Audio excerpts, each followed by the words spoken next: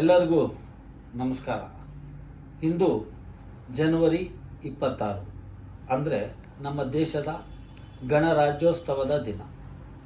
ಇಂದಿಗೆ 76 ವರ್ಷಗಳ ಹಿಂದೆ ನಮ್ಮ ದೇಶದ ಸಂವಿಧಾನವನ್ನು ನಮ್ಮ ದೇಶದಲ್ಲಿ ಜಾರಿಯಾಗಿ ನಮ್ಮ ದೇಶ ವಿಶ್ವದ ಅತಿ ದೊಡ್ಡ ಗಣತಂತ್ರ ರಾಷ್ಟ್ರವಾಗಿ ಹೊರಹೊಮ್ಮಿದ ದಿನ.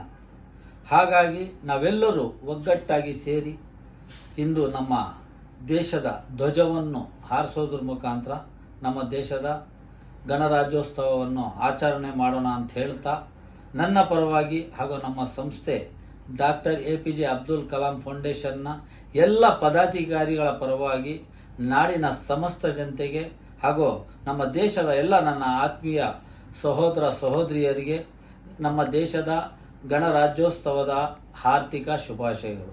ಎಲ್ಲರಿಗೂ ನಮಸ್ಕಾರ.